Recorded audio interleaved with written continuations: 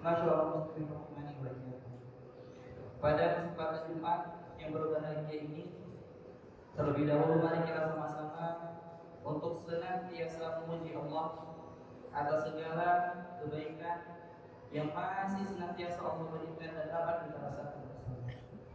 Seterusnya salawat dan salam tentunya kita sampaikan kepada Rasul kita Nabi Muhammad sallallahu alaihi wasallam. Allahumma shalli ala Muhammad wa ala ali Muhammad. Maka pada kesempatan khutbah yang berbahagia ini, dalam kesempatan yang diberikan dan diamanahkan kepada khatib, dhaif dan bakir ini, khatib mewasiatkan kepada diri khatib terlebih dahulu dan seterusnya kepada kita semua untuk senantiasa mari kembali kita memperbaharui dan memastikan hadirnya takwa dalam setiap perjalanan kehidupan kita. Karena takwa inilah yang tentunya membuat kita mulia di hadapan Allah Subhanahu wa taala dan seterusnya di hadapan manusia sekalian. Sebagaimana yang dikatakan oleh salah seorang sahabat Rasulullah yang mulia, Abu Darda radhiyallahu ta'ala, beliau pernah mengatakan, "Khairu ma yastafidul insan at-taqwa." Perkara terbaik, perkara bermanfaat terbaik yang bisa dimiliki oleh seorang manusia itu adalah ketakwaan. Maka perkara bermanfaat itu banyak mungkin, harta mungkin bermanfaat bagi kita. Di antara kita mungkin menganggap status sosial, jabatan dan lain sebagainya adalah hal yang bermanfaat bagi kita. Namun sebagaimana yang disampaikan oleh salah seorang sahabat Rasulullah yang mulia tadi, bahwa hal yang terbaik di antara hal-hal yang bermanfaat bagi seorang manusia itu adalah takwa. Dan juga takwa inilah yang menjadi risalah bagi setiap rasul yang datang dan Allah utus untuk setiap umat mereka. Mulai dari rasul pertama Nabi Nuh alaihi salam, beliau juga mengingatkan mengenai ketakwaan itu terlebih dahulu kepada umatnya. Anya'budullah wattaquhu. Sembahlah Allah dan kemudian bertakwa. Mulai dari Nabi Nuh hingga kepada rasul kita, Nabi kita Nabi Muhammad sallallahu alaihi wasallam, maka seluruh utusan Allah ini akan senantiasa mengingatkan takwa. Maka pada kesempatan kali ini, khatib juga mengingatkan kepada diri khatib sendiri dan seterusnya kepada kita, jangan sampai kita luput dari ketakwaan kepada Allah. Maka masyaallah muslimin rahimani wa iyyakum, ketika kita melihat atau membuka mushaf Al-Quran, maka mungkin kita akan mendapati surah pertama Fatihatul Kitab, yaitu surah Al-Fatihah. Lalu kemudian kita lanjut ke surah selanjutnya, kita dapati surah Al-Baqarah. Maka Al-Imam Mujahid, salah seorang tabi'in yang utama dan menjadi tempat bertanya para ulama-ulama mengenai tafsir Al-Quran kepada beliau. Maka Imam Mujahid ini memperhatikan sesuatu yang menarik dalam awal-awal dari surah Al-Baqarah. Maka Imam Mujahid mengatakan, Allah Subhanahu wa ta'ala pada 4 ayat awal surah Al-Baqarah, Allah hadiskan 4 ayat untuk menceritakan karakteristik atau ciri-ciri dari orang-orang yang beriman. 4 ayat Allah hadiskan untuk menjelaskan karakter dari orang-orang yang beriman. Lalu kemudian Allah habiskan 2 ayat untuk menjelaskan bagaimana karakteristik dari orang kafir. Lalu subhanallah, kemudian Imam Mujahid menyadari dan menyampaikan kepada kita semua bahwa jika 4 ayat Allah habiskan untuk menjelaskan karakter orang beriman, 2 ayat cukup saja bagi Allah untuk menjelaskan karakteristik orang kafir. Namun butuh 13 ayat secara berturut-turut Allah ceritakan, Allah sampaikan suatu sifat dari kaum yang sangat tercela, yaitu orang-orang munafik. 13 ayat Allah habiskan setelahnya untuk menceritakan dan menggambarkan bagaimana karakteristik orang-orang munafik. Maka masyaallah muslimin rahimani wa iyyakum, perlu kita ketahui, perlu kita pelajari untuk kemudian kita hindarkan. Karena para ulama mengatakan bahwa kemunafikan itu ada 2. Ada munafik yang disebut dengan munafik yang i'tiqadi, munafik yang secara akidah. Dan ini terjadi di masa Rasulullah. Ketika Rasulullah masih hidup bersama para sahabat dan berada di kota Madinah, maka ada orang-orang yang secara akidah mereka tidak siap untuk menerima Islam. Mereka benci kepada Nabi Muhammad. Mereka tidak suka kepada para sahabat dan mereka tidak siap untuk menjalankan syariat Islam, tapi mereka berpura-pura menjadi Islam. Ketika bertemu bersama Rasulullah, bertemu bersama orang-orang yang beriman, mereka mengaku, oh dulu amanah, kata mereka, kami beriman. Itu hanya tentunya muslihat mereka. Agar apa? Agar mereka diterima di kalangan Rasulullah dan para sahabat. Padahal hati mereka itu secara akidah mereka sama sekali menolak Islam. Mereka tidak percaya kepada Rasulullah Nabi Muhammad SAW. Itu adalah munafik i'tiqadi. Secara akidah mereka munafik atau nifaq.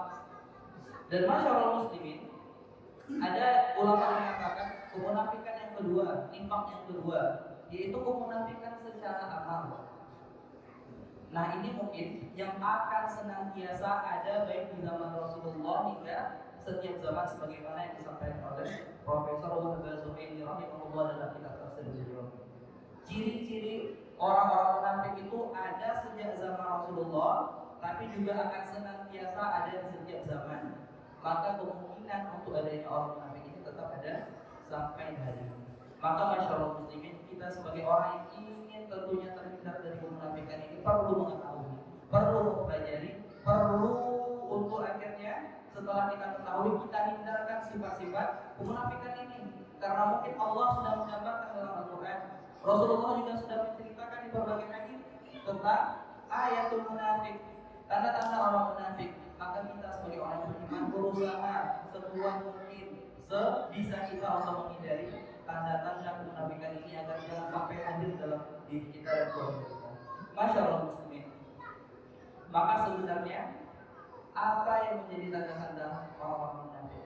Apa tanda nifaq kemunafikan itu ada dalam diri kita ketika kita menjalani kehidupan?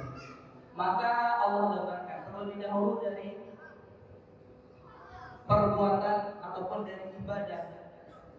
Maka Allah misalkan atau Allah ceritakan dalam surah An-Nisa, Allah gambarkan bagaimana orang-orang munafik itu dalam mendirikan ibadah. Maka Allah katakan, "Idza qamu ila shalah qamu kusala." Orang munafik itu dalam ibadah mereka, khususnya untuk sholat, mereka mendirikan sholat itu kusala, dalam keadaan bermalas-malasan. Maka masyaallah muslimin, sifat orang munafik ketika mendirikan ibadah itu adalah mereka dirikan sholat itu dengan bermalasan. Mereka ogah-ogahan dalam ibadah. Mungkin akhirnya suatu ibadah mereka lakukan, tapi itu bukan karena Allah. Karena sifat kedua dari orang munafik itu, yang pertama adalah malas dalam ibadah. Sifat kedua dalam ibadah orang munafik itu adalah yuraunan nas. Ia menjadi orang yang ria. Mereka melakukan ibadah itu hanya semata untuk dilihat oleh orang lain. Maka untuk itu Rasulullah juga mengatakan dalam hadis yang sahih, "Aqallu sholatu 'alal munafiqin sholatul 'isya wa sholatul fajr." Sholat yang paling berat untuk dilakukan oleh orang munafik itu adalah sholat isya dan sholatul fajr.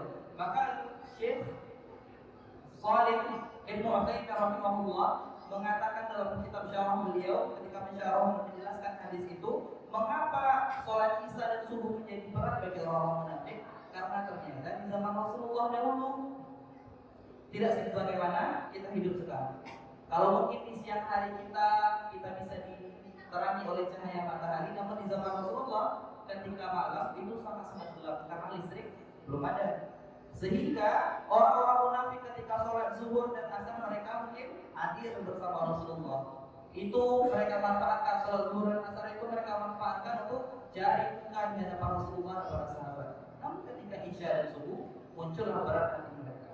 Mereka merasa lagian kan tak akan dilihat oleh Rasulullah, kita akan ketahuan ketika kita tidak sholat berjamaah. Maka Rasulullah mengatakan sholat yang paling berat bagi orang munafik adalah sholat isya dan sholat subuh berjamaah di masjid. Dan kemudian sifat ketiga dari orang munafik dalam beribadah, masyarakat muslimin rahimani wa iyyakum, adalah wala yadhkuruna Allah illa qalila.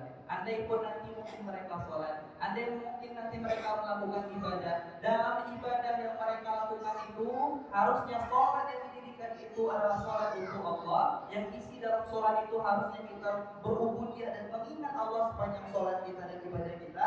Tapi orang munafik kata Allah, mereka tidak akan mengingat Allah dalam ibadah-ibadah mereka. Sepanjang mungkin mereka berdiri melakukan ibadah, mereka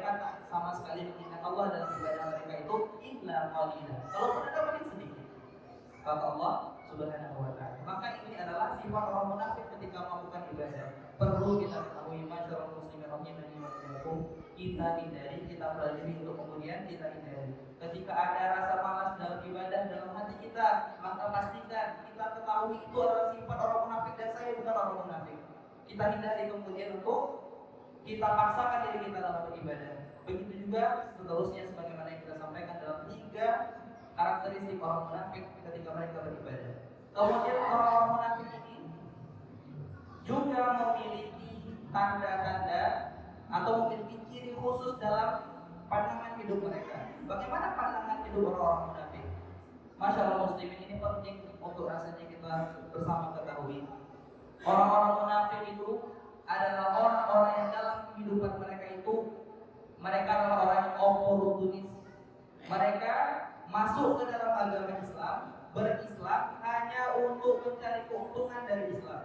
Di zaman Rasulullah, mengapa mereka masuk agama Islam? Mengapa mereka bersama Rasulullah? Karena mereka ingin terlindungi.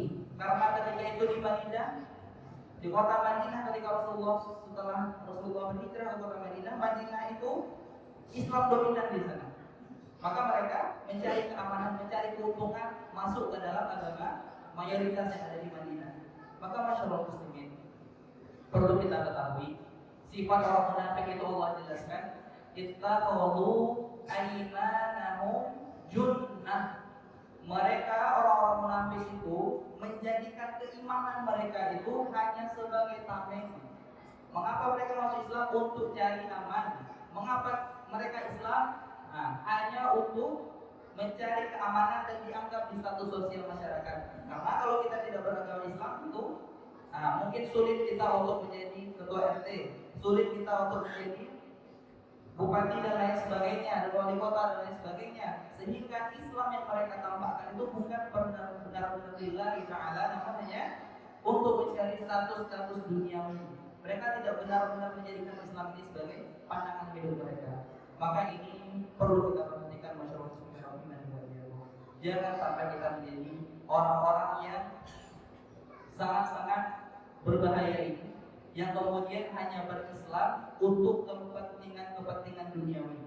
Ini sangat-sangat berbahaya dan ini merupakan sifat dari orang-orang munafik sebagaimana yang telah dijelaskan Allah Subhanahu wa taala dan Rasulnya. Maka yang kemudian bagaimana orang-orang munafik ketika mereka berada di masyarakat? Inilah hadis yang mungkin populer, masyhur bagi kita semua ketika Rasulullah mengatakan ayatul munafiqina salatun. Tanda-tanda orang munafik itu dalam bermasyarakat kata Rasulullah ada 3. Idza hadatsa kadzdzaba. Apabila mereka berbicara, orang munafik itu akan senantiasa berbohong. Orang munafik itu sedikit sekali perkataan mereka yang jujur, gampang bagi mereka untuk mendustai siapapun yang mereka temui. Dalam pekerjaan, dalam mungkin usaha yang mereka lakukan, mereka berbuat curang. Itu orang munafik. Dan kemudian Rasulullah mengatakan, wa idza wa'ada akhlafa.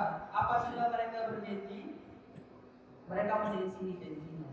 Maka masyaallah muslimin, orang munafiklah yang ketika gampang mengumbar janji namun tidak dengan menepatinya. Sulit bagi orang-orang munafik untuk menepati janji yang telah mereka berikan. Maka sebagai orang yang benar dalam keimanan, usahakan bagi kita semua untuk tidak mudah mengumbar janji. Kalau nanti kita berjanji, maka sebisa kita anak semampu kita akan berusaha untuk menepati apa yang telah kita janjikan kepada sesama manusia. Dan kemudian tanda ketiga dari orang munafik apa? Kata Rasulullah SAW, wa idza tu'mina khana.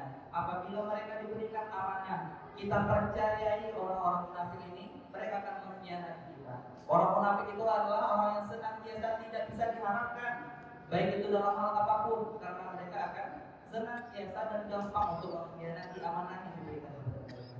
Maka tentu ini menjadi pelajaran bagi kita semua. Di dalam hadis lain Rasulullah mengatakan di antara ciri orang munafik ini juga, apabila mereka berselisih, mereka akan berbuat zalim, mereka akan berbuat aniaya. Maka masyaallah muslimin, mungkin pada hari ini kita saksikan, kalau kita ingin menghindari perbuatan munafik ini agar jangan sampai hadir dalam kehidupan kita, dalam personality kita, maka tentunya dalam keadaan berselisih kita perhatikan sekali. Jangan sampai kita menzalimi orang lain. Jangan sampai terkadang kita saksikan di masyarakat dalam kegiatan apapun, berkendara misalnya, sudah tahu mungkin kita yang salah, kita mungkin berbelok tanpa menghidupkan sen, atau mungkin kita melakukan pelanggaran dengan melawan arah, kemudian terjadi masalah dalam perjalanan tersebut. Lalu kemudian sudah tahu kita yang salah, kita yang justru lebih marah lagi, justru kita yang lebih arogan, padahal kita yang salah. Maka ini, masya Allah muslimin, adalah tanda-tanda dari dan kebiasaan dari orang-orang munafik yang mereka salah, namun ketika mereka berselisih itu mereka zalim, mereka menghilangkan hak-hak orang lain. Maka tentunya ini semua kita pelajari, ini semua kita perlu ketahui agar nantinya tentunya kita dapat menghindari setiap tanda-tanda kemunafikan ini agar nantinya kita selamat. Karena masyaallah muslimin rahimani wa iyyakum, tidak ada jaminan bahwa meskipun kita sudah beriman, meskipun kita sudah bersyahadat bahwa tidak ada Tuhan selain Allah, la ilaha illallah wa anna Muhammadar Rasulullah, kita juga bersaksi bahwa tidak ada Rasul, bahwa Rasulullah Muhammad sallallahu alaihi wasallam itu benar-benar utusan Allah. Meskipun kita sudah bersyahadat, tidak ada jaminan bahwa kita tidak selamat dari kemunafikan.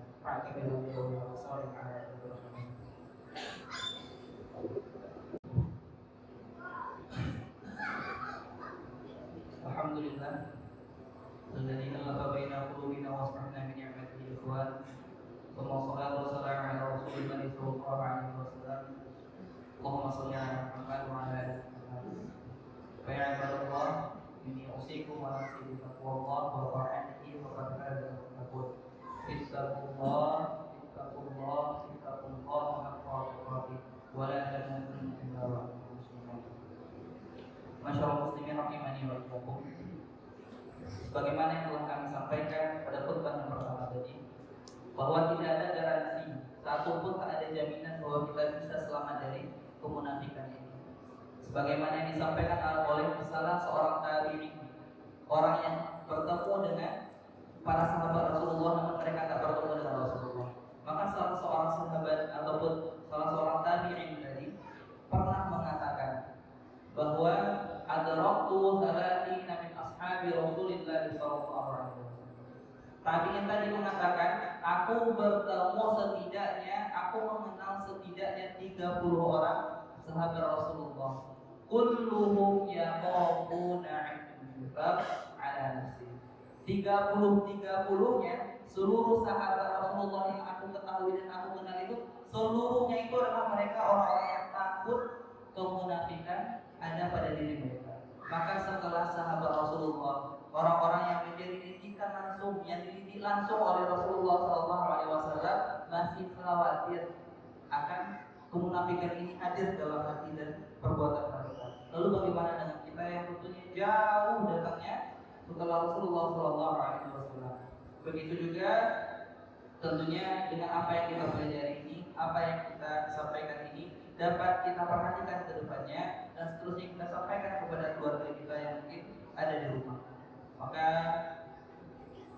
dengan apa yang kita pelajari, apa yang kita sampaikan menambah ketakwaan kita kepada Allah, dan dengan itu tentunya dapat membantu hidup kita.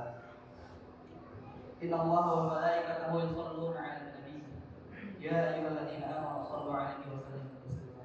Allahumma shalli 'ala Muhammad wa 'ala ali Muhammad kama shallaita 'ala Ibrahim wa 'ala ali Ibrahim innaka Hamidum Majid. Allahumma barik 'ala